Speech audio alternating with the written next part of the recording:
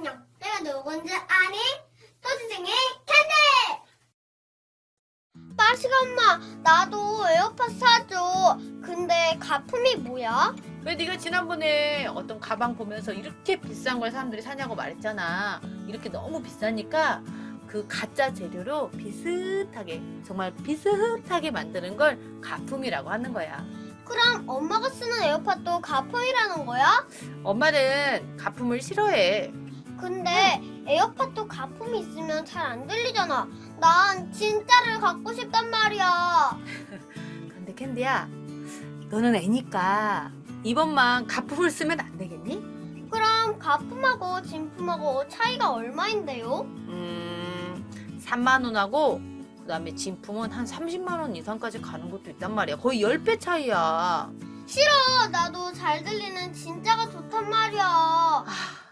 그래, 사실은 잘 들리긴 하더라고. 알았어. 대신 너무 비싸니까 반절만 지원해 줄 거야. 그리고 나머지는 캔디 네가 모아서 그때 사는 거야. 어때? 알겠어요. 열심히 돼지 정통에 모을게요.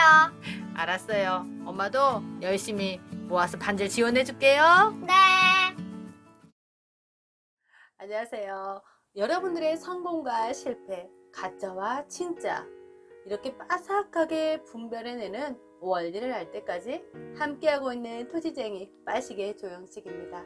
오늘은 토지쟁이의 성공과 실패했던 토지 투자의 사례, 그리고 고객님께서 질문했던, 그리고 그에 대한 결정을 하는 데 있어서 그런 사례들을 가지고 함께 해보려고 합니다. 그분이 지금 저희 유튜브를 보고 있다면 그때도 지금도 고객님이 정말 성공 투자를 해서 빛을 꼭 보길 저는 바라고 응원한다라고 알아주시고요. 그때 오셨던 문자 내용은 이랬습니다. 밤늦게 죄송합니다. 60이 넘어서 보니 열심히만 살았다고 생각하는데 노후 대비가 전혀 되어 있지 않아서 사실 슬퍼도 슬퍼할 시간이 없네요. 그래서 투기라면 쳐다도 보지 않았지만 이 투자로 이름 바꿔 관심을 갖고 늦은 시간 문자를 보냅니다 하면서 고객님이 저에게 문의가 왔어요. 사실은 12시쯤은 문자라서 제가 답장을 그 시간에 오면 거의 전혀 하지 않습니다. 근데 그날은 이제 부모님 병원에 좀 제가 있을 일이 있어서 늦은 시간까지 병원에 있는데 60이 넘어가는 저희 이제 부모님을 또 생각이 나고 이 단어 하나가 너무 절실함이 느껴지더라고요. 그래서 저는 답변을 드렸고요. 이렇게 삶의 기초가 허물어지고 아플 때쯤 빛을 바라고 토지 투자를 하시는 분들은 진짜 돈을 벌기를 저는 바라는 게 진심이거든요. 근데 이분이 이제 가지고 계셨던 게 좀 소액이다는 게 이 결정을 하는 데 있어서 고민이 되었습니다. 그래서 한 가지만 생각했습니다. 복잡할수록 제가 마음이 진심일수록 심플하게 저는 이분에게 8대 백지수표 같은 땅을 처음에 시작할 때부터 사드려야겠구나라는 생각으로 찾고 찾아서 창북리에 있는 4차선 메인도로 있잖아요. 거기에 일종 일반 주거로 제가 추천을 드렸습니다. 그런데 말이죠. 문제는 평수가 40평 정도였어요. 이렇게 살 수 있는 평수가 너무 작다는 거였습니다. 물론 그래서 이분은 이 땅을 하지 않았고 이건 바로 다른 분한테 기회가 넘어갔지만 그분의 삶에서 정말 빛이 되길 바라는 제 진심이 좀 안타까웠어요. 왜냐면 저도 마음이 갔었기 때문에 그런 것 같아요. 사실 제가 실패를 하고 돈이 없어서 새만금에 첫 번째 사뒀던 땅이 40평이었어요. 금액도 이분이 가지고 계셨던 금액하고 좀 비슷한 5천만 원 정도였고요. 그런데 말이죠. 이게 진짜일까 가짜일까를 분별하지 못하고 사실은 처음에 샀습니다만 시간이 지나면 지날수록 그 가치가 빛나더라고요.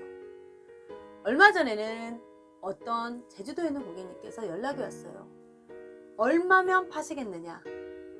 백지수표 같은 땅 아닙니까? 이런 땅이 제가 가지고 있는 땅이 2배를 주신다고 파시라고 그냥 자기를 무조건 갖고만 싶다라고 말씀을 하시더라고요. 물론 저는 더 올라갈 걸 알고 팔지 않았고요. 하더라고요. 그래서 말씀드리는 겁니다. 정말 소액일수록 내가 이 삶에서 절실할수록 나중에 백지수표 값을 할 만한 그런 자리로 들어가셔야 된다고요. 결국은 또 어제 미팅하신 우리 남자 고객님이 그러시더라고요. 창문일을 사러 갔는데 비싸서 이제 살 수도 없다고요. 그래서 뭐 맹지 값을 얼마다라고 해서 이제 분석을 해달라고 오셨더라고요. 최고의 컨설팅은요, 내 돈으로 최고의 자리를 찾는 게 우선순위 아닙니까? 그래서 제가 말씀드린 겁니다. 누구는 창복리가 좋다고, 후복리가 좋다고, 나는 그냥 여기에 들어가기만 하면 좋다는 식은 이제는 묻지마 투자를 하는 거죠. 이게 대표적 묻지마 투자 아닙니까? 그분이 방송을 정말 보실 줄은 모르겠지만 어떤 땅을 사더라도 고객님의 전재산이 누구나 지금 많이 투자를 하는 게 나의 이제 전재산이야 라고도 투자하시잖아요. 그럴 때일수록요, 백지수표 값을 할 수 있는 땅을 사시라고요. 조금을 사더라도 그런 백지수표가 될 만한 땅은 따로 있다는 겁니다. 나중에 100평은 갖고 있어야 집이라도 짓지 않을까? 그러면 투자하고 안 어울리죠. 집 짓는 땅을 차라리 사요. 왜냐면 그게 벗어나기 때문에 그렇습니다. 기준점이에요. 그러면 비도시 지역으로 나중에 가야 된단 말이에요. 10년 안에 여러분 투자 수익 내고 싶잖아요. 담 나오는 곳으로 가시라는 겁니다. 꼭 그런데 경험을 해보고 싶다면 어쩔 수 없고요. 제 사례를 가지고 성공과 실패를 정말 갈림길에서 여러분도 항상 이제 앞으로 만나게 될 수 있습니다. 선택은 그래서 여러분들의 몫이고 실행 또한 여러분들의 몫입니다. 제 실패 사례는 그리고 또 성공 사례는 시작은 이랬습니다. 사실 저는 그때 땅을 투자하지 않고 있을 때였는데 다른 투자를 좀 하고 있는데 지인이 땅을 좀 같이 사자는 겁니다. 그때가요, 용인시청이 옮긴다라는 게 발표되지 않을 때였는데 이 자연녹지가 나중에 앞에 용인시청이 옮기게 되면 이제 상승을 할 만한 자리다라면서 같이 들어가자고 하더라고요. 사실 그런 뭐 자료도 분석할 줄도 모르고 또 땅을 산다는 것도 좀 그렇고 해서 좀 망설이고 있는데 돈이 없으면 지분으로 들어가자고 하는데 제가 그때 이거는 아닌데 이것이 정말 말로만 듣던 기획부동산 아닌가라는 생각을 하고 있었죠. 이런 걸 사두어서 묻어두는 거야. 땅을 그래서 먼저 성공의 패턴을 먼저 만들어봐 라고 해주시는데 그냥 제 마음속에 이미 이것이 진정 그 TV 뉴스에서 봤던 기획부동산이구나 하고 저는 이미 마음을 먹었던 것 같아요. 그래서 저는 거기를 들어가지 않았고요. 참 나름 똑똑하다고 생각했습니다. 근데 전 그때 또 땅이라는 걸 한번 추천을 받으니까 관심이 생기더라고요. 그리고 그때 가장 이제 핫하게 이슈됐던 곳이 평택이었죠. 그래서 평택의 비도시 지역으로 저는 10평 대신 1000평을 샀던 거고요. 자, 제가 지난번 영상에서 여러분 내가 평당 1000만원 하는 10평의 땅을 사시겠냐라고 했던 게 사실 저의 사례입니다. 저는 그 10평을 너무 무시하고 사지 않았던 거고 1000평을 샀는데 결과는요, 사실 1년도 채 나지 않아서 바로 나왔습니다. 그분이 투자했던 땅은요, 1년 안에 자연녹지가 넉비공처럼 진짜 확 튀어서 어떻게 됐냐고요? 3종 아파트 부지가 되고 그게 또 상업지하고 함께 됐습니다. 그러니까 그런 1000만원 투자로 순식간에 아파트 한 채가 생기게 된 거고 저는요 마이너스가 진짜 돼버린 거죠. 그래서 저는 또 이제 투자에 있어서는 좀 긍정적인 면이 있다 보니까 내가 이렇게 잘난 체하다가 잘못 선택했구나라는 걸 알면 그러면 앞으로 어떤 투자를 어떻게 선택을 해야지 하면서 그때부터 분석을 정말 열심히 했습니다. 투자도 인생 패턴, 내가 살아가는 패턴하고 같다라는 것도 알게 된 거고요. 사실 저는 제가 가보지 않는 길을 좀 많이 무시하는 편이었어요. 제 선택에 저는 만족하기 위해서 또 항상 후회하지 않는 삶을 위해서 노력했던 저의 삶이었고요. 내가 잘못했기 때문에 진심으로 내 스스로에게 사과하는 의미로 저는 그래서 분석을 했던 겁니다. 성공된 투자의 길에 올라선 케이스가 말씀드린 것처럼 그 입지를 보고 제가 들어갔을 때부터 성공하기 시작했습니다. 그래서 기존의 패턴들을 버리기 시작했습니다. 내가 안 살아봤다고, 내가 가보지 않았다고 무시했던 저의 생활 패턴을 버렸습니다.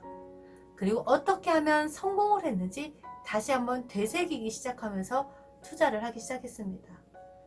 삶에 이렇게 성공의 기술이 저한테 어려운 시점이 왔을 때 어떻게 결정을 하냐에 따라서 달라져 버리더라고요. 사실 요즘 같을 때 문의하는 게 또 그렇잖아요. 요즘 시기에 투자하면 어떨까요? 하면서 문의하시는 분이 있는데요.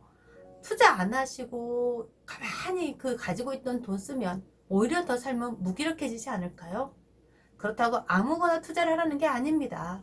요즘 같을 때 진정한 투자자들은요, 고수의 투자자들은 꼭대기에서 이렇게 딱 바라보고 있습니다. 꼭대기에서 바라보고 있다가 정확히 그 시점에 실행을 하는 거고요. 우리는 알고 있거든요. 나도 개미 투자자가 되고 싶지 않고 그렇게 투자했다가 거기서 나오지도 못하고 싶지 않다고. 그래서 타이밍이 중요하다는 거 알고 있거든요. 위기 속에서 희망을 보는 사람이 성공하는 겁니다.